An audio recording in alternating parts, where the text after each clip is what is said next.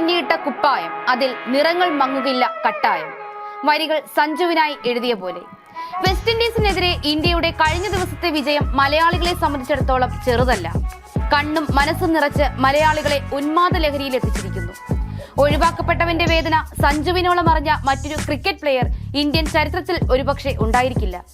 ഈ ലോകകപ്പിൽ 11-1 പോലും ഉണ്ടാകില്ല എന്ന് കരുതിയ ഒരാൾ T20 ക്രിക്കറ്റ് ലോകകപ്പ് സൂപ്പർ 8 നിർണായക മത്സരത്തിൽ തന്റെ സ്വപ്നതുല്യമായ ഇന്നിംഗ്സിലൂടെ ഇന്ത്യയെ സെമി ഫൈനലിലേക്ക് കൈപിടിച്ചുയർത്തിയിരിക്കുന്നു.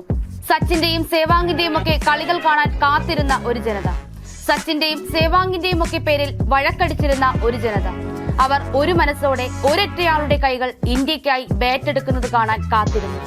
ഇന്ത്യയുടെ സെമിയിലേക്കുള്ള വിജയം എന്ന സന്തോഷത്തിലുപരി ഒരുപക്ഷെ 3 റൺസ് കൂടി ഉണ്ടായിരുന്നുവെങ്കിൽ സഞ്ജുവിനൊരു സെഞ്ചുറി കിട്ടുമായിരുന്നു എന്ന നിരാശയിലായിരിക്കും മലയാളികൾ.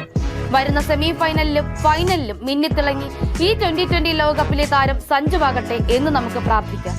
ഓർക്കുക, അന്താരാഷ്ട്ര ക്രിക്കറ്റിൽ ഇന്ത്യക്കായി സെഞ്ചുറി നേടുന്ന ആദ്യ മലയാളി താരം സഞ്ജു സാംസൺ.